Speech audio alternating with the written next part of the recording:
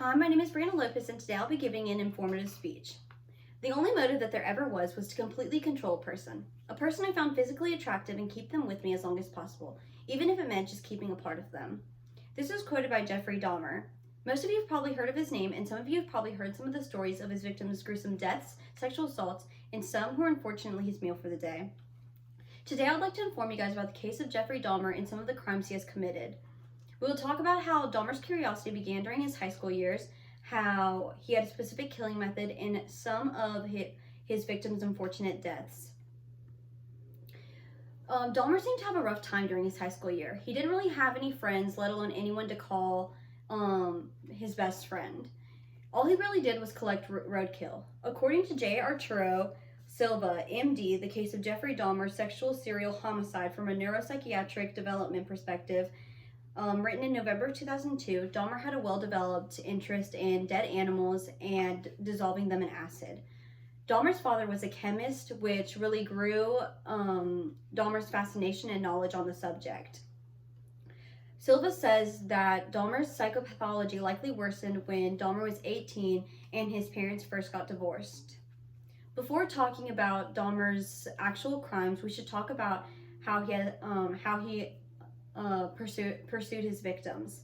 According to Charles Montaldo, a private investigator, biography of Jeffrey Dahmer, serial killer, written in July of 2019, Dahmer would go to local gay bathhouses to search for his victims in Milwaukee, Wisconsin. Most of his victims were men of color.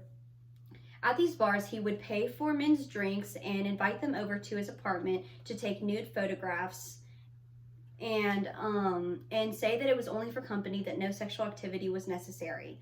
From there, he would drug, strangle, and rape the corpses of his victims. He would then dismember the body and get rid of the evidence. He would occasionally keep some of the body parts, like the skull, and occasionally he would keep some of the organs to later eat. Now that we've talked about Dahmer's, how he pursued his victims, we should talk about his actual crimes. Dahmer is known to have killed 17 men in a period of 13 years. Dahmer's first victim was an 18-year-old named Stephen Hicks. According to Gabe Paoletti, The Horrifying Story of Jeffrey Dahmer, the Milwaukee Cannibal, written in September of 2017, Hicks was on his way to a rock concert when Dahmer picked him up and invited him over to his house. This is when Dahmer's parents first moved out of their family home and left Dahmer.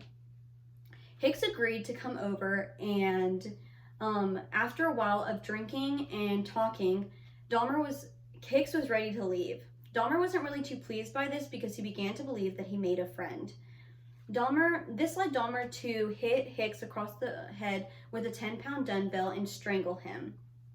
After this, Dahmer ended up masturbating to his corpse and dismembered the body.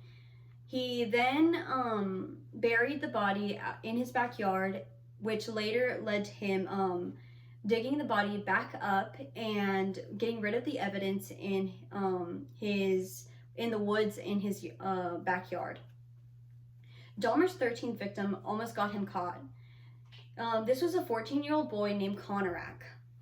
According to Peter Twan, an assistant professor of law, in his 1997 article, Jeffrey Dahmer and the Co-Synthesis of Categories, Dahmer asked Conorak over to his house to pose for nude photographs. And he also offered him money and said that no sexual activity was necessary and that it was only for company. Conorak agreed, and once they were alone, again, Dahmer drugged, strangled, and drilled a hole in the head of Conorak. Dahmer ended up going to get more beer and left the supposed corpse of Conorak to lay in his apartment. Fortunately for Conorak, he was still alive, and he ended up wandering onto the road where he ended up sitting on the street. Two teenage girls found Conorak and called the police, saying that there was a butt-naked young boy on the street. When the police came, Dahmer lied to the police saying that Konarak was a 19-year-old man who was Dahmer's lover. The girls who found him did not believe that Dahmer was telling the truth, but the police had no reason to suspect, so they let them go. This was unfortunately the last time that Konarak was seen. Dahmer's last intended victim was Tracy Edwards. According to Gabe Paoletti,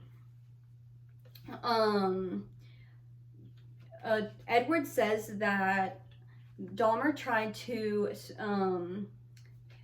drug and handcuff Edwards, but they ended up struggling and Edwards was able to escape. Police ran into Edwards around midnight and they originally believed that he escaped from authorities because he was handcuffed, but after Edwards explained his encounter with Dahmer, they went with him to Dahmer's apartment. Dahmer agreed to release the handcuffs and went to his bedroom to get the keys, but while they were going over there, the police saw that photographs of body parts, and they opened the fridge to find actual body parts and a skeleton of one of his victims. They ended up arresting Dahmer, and he was later sentenced to 15 consecutive life sentences. Today I informed you guys about the case of Jeffrey Dahmer and some of the crimes he committed.